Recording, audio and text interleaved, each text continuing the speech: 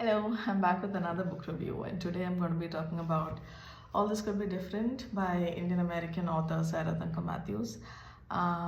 This book had been on my list for a very long time, especially because the author is a Malayali, and also because the book was shortlisted for the 2022 National Book Awards, among many other awards. Alright, now about the novel. All This Could Be Different is the author's debut novel that follows the life of Sneha, a young woman who enters her first corporate gig in America that's burdened by recession. As the daughter of immigrant parents and as someone who's witnessed her own father experience the unpleasant and unfair sides of America, Sneha tries to play it safe from the start. She has a growing savings account which none of her friends, including her white friends, can even dream of. She's able to treat her friends from time to time, and although it comes at the cost of her peace, her job offers her free housing. And all of this seems like excess to her peers and her friends fresh out of college who find it very hard to find a job. But then we start to notice the not so glossy bits of her life. Sneha's property manager is a racist, insensitive white woman who makes her life unbearable from the day she moves in. Peter, her manager, applauds her for her Excel sheet skills but refuses to pay her for months after the business hits an obvious snag.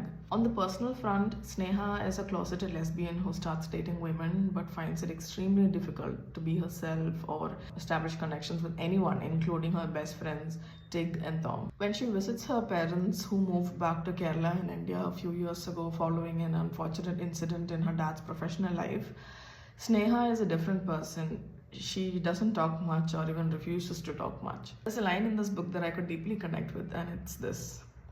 White people get to own their lives. They get to feel like their lives belong only to them. Not like all my choices are mortgaged to the people who have made my life possible.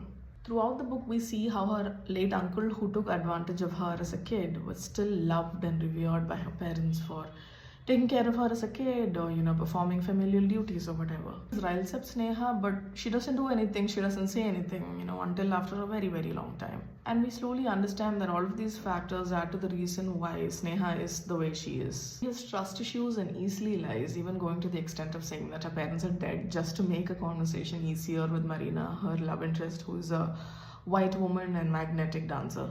As the story progresses, the reality about the imminent loss of her job, past secrets that she had suppressed many years ago making a comeback, struggles with her personal and sexual identity, and a looming eviction, she goes into depression. And all of this grows in on her like the mold growing in her poorly maintained house. This is when Sneha's friends Tig and Tom pitch in the idea of a communal living space. And although a large, multi-storied, idyllic bungalow with a giant backyard where they could grow their own vegetables and fruits seemed a little too whimsical to my skeptical mind, in the spirit of the novel, I found them enjoyable. Indeed, it is this radical idea that transforms Sneha's life and brings her back to herself. Apologies are made, parents come to terms with her sexuality, she finds a new job, moves cities, and even finally manages to get the long overdue payment from her ex-boss. All these gains assure her that if she puts her mind to it,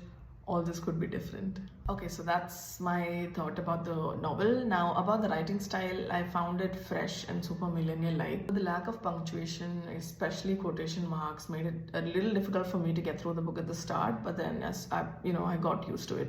So if you're looking for a book written by a millennial, like a millennial, for the millennials, All This Could Be Different is for you.